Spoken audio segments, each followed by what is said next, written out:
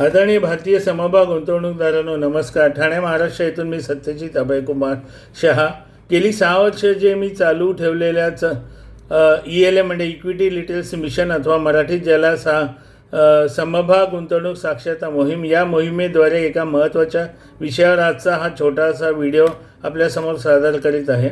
आपणास माहीत असेल की आता 1 फेब्रुवारी 2026 पासून तंबाखू अथवा तंबाखूजन्य पदार्थांवर GST वाढली आहे.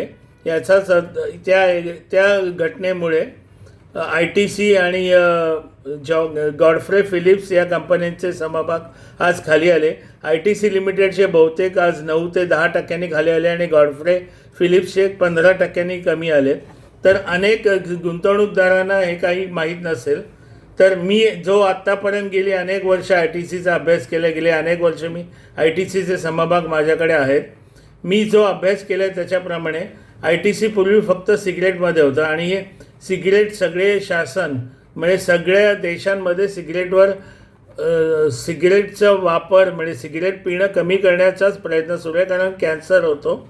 त्याच्यामुळे आता हे शासनाने वाढवलेलं असणार, यात काही चुकीचं नाही आहे. पण एक लक्षात घ्या, ITC ही सिगरेटची किंमत वाढवू शकते.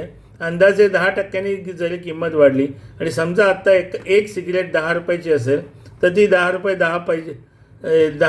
म्हणजे 11 रुपयाची होऊ शकते. 20 रुपयाची असेल तर 22 होऊ शकते. 30 रुपयाची 33 रुपये होऊ शकते. आणि जे कोणी सिगरेट पितात ते एवढ्याशा 10% वाढल्यामुळे कोणी सिगरेट पिणं थांबवत नाहीत. हे माझं प्रामाणिक मत आहे.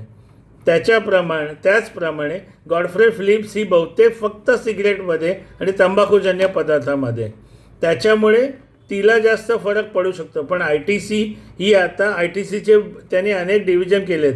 FMCG, agri business, information technology, paper products, paper packaging, त्याचप्रमाणे त्यांनी हॉटेल डिव्हिजन डिमर्ज केलेला आहे.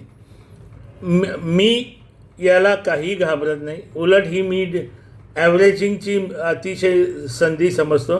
दुसरं म्हणजे मी एक लघुकालीन गुंतवणूक नाही आहे, म्हणजे शॉर्ट टर्म इन्व्हेस्टर नाही आहे. मी दीर्घकालीन गुंतवणूकदार आहे, त्याच्यामुळे मला काहीच फरक पडत नाही. तर हे सगळं आपणासमोर आणून द्यायचा हा माझा प्रयत्न होता.